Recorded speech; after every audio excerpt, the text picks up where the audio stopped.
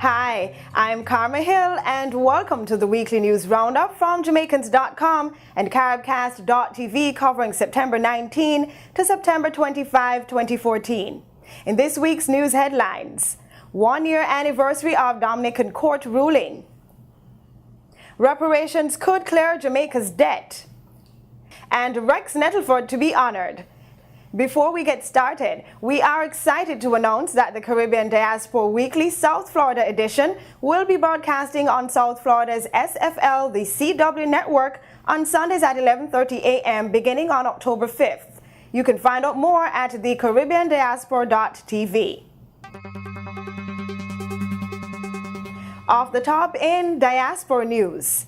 From the United States, Mandeville Regional Hospital in Manchester was the site of cataract surgeries for 225 patients, performed by surgeons from the United States and India. The U.S.-based diaspora charity known as Mind, Body and Soul Health Ministries has been at work in Jamaica for a number of years. It was organized by Dr. Kiran Patel, a world-renowned cardiologist and philanthropist, as a medical mission. The operations performed between September 15 and 19, 2014 allowed the diaspora-sponsored program to reduce the number of patients waiting for cataract surgery in Jamaica by 50%. From Florida, according to Dr. Ernst Michel, the co-owner of a new radio station dedicated to medical, legal, news and entertainment programming in French and Creole, says the main problem for people of Haitian descent in Florida is the lack of information, education and communication. As a result, there is a need to join together. The station will provide a way for its population to have these needs met.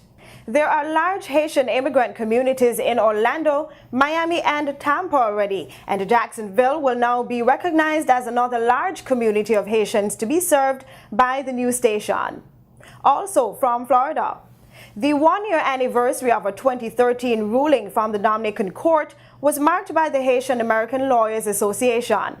The case involved the family of a woman born in the Dominican Republic and her 6 children, only 4 of whom have birth certificates and citizenship in the country. The authorities called her last name Bosiko Kofi strange, Haitian and Africanized. Her child was denied Dominican citizenship. From Texas, the Master of Fine Arts program in Writing, Editing and Publishing at Sam Houston State University opened its reading series for 2014-2015 with the participation of Caribbean author Tiffany Unique. She began the series by reading from her first novel, The Land of Love and Drowning, which was described by the BBC as a story involving shipwreck, storms, war and love. The author exemplifies the new Caribbean style, said English professor April Shemak. Interviews with your favorite Caribbean people. A window into the way we play. The Caribbean Diaspora Weekly South Florida edition is coming to SFL the CW network. Tune in or set your DVR for Sunday mornings at 11:30 a.m. with entertainment, cooking, tips and tricks, and more. The Caribbean Diaspora Weekly premiering Sunday, October 5th at 11:30 a.m. on SFL the CW network. Visit thecaribbeandiaspora.tv to learn more.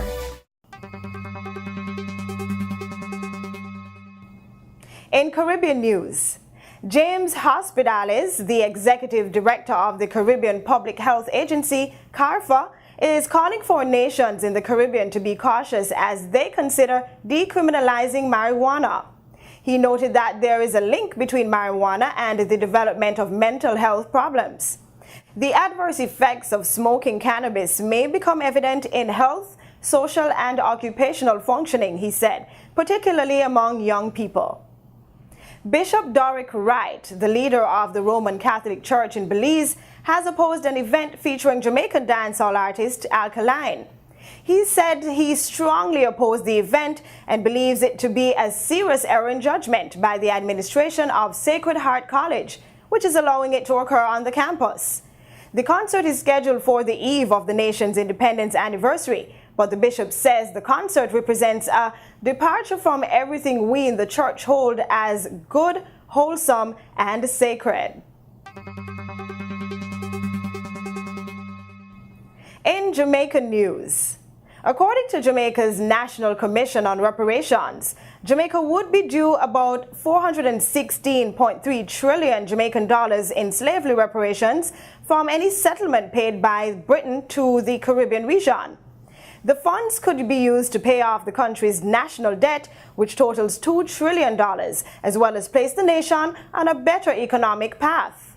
The amount is based on the 30.64% of the £7.5 trillion calculated by Dr. Beckford. Beckford, who is an academic theologian in Britain, said that would be Jamaica's share of what is owed to the former British colonies in the region. Jamaica's government plans to review its ban on the importation of e-cigarettes, according to Fenton Ferguson, Jamaica's Minister of Health. The review represents a response to the criticism of the ban from various social sectors and requests for some kind of concessions to be made. E-cigarettes are vaporizers powered by batteries that simulate tobacco smoking and produce an aerosol resembling smoke. Proponents of the device say it has fewer health risks than tobacco and represents an alternative for smokers who want to reduce nicotine intake.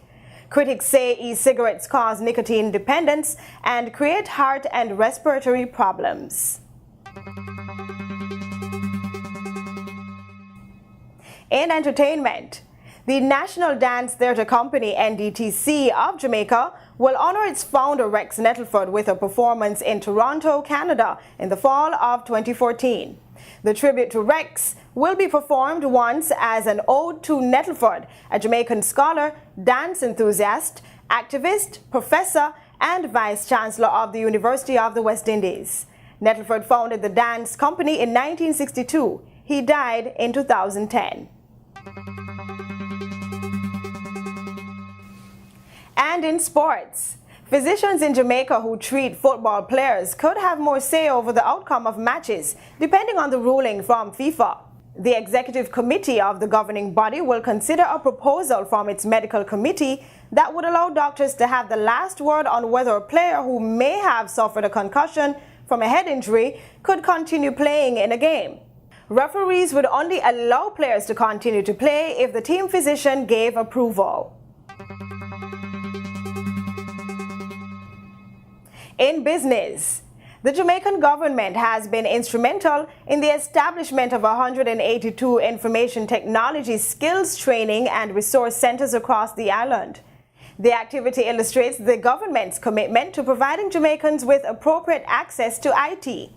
According to Prime Minister Portia Simpson Miller, another 49 IT training facilities will be constructed in addition to the 150 centers that are currently awaiting approval to go forward. To watch this week's Diaspora Perspective or our expose on playing politics, please visit caribcast.tv. As always, if you have an opinion, please share it with us at Jamaicans.com. For more headlines and the news in detail, visit Jamaicans.com and follow them on Twitter and Facebook. For live Caribbean TV anywhere in the world, order Caribcast on your Roku device, visit caribcast.tv or download the app. I'm Karma Hill. For all of us at Jamaicans.com and Caribcast.tv, keep on keeping on. We'll see you next time on the Weekly News Roundup.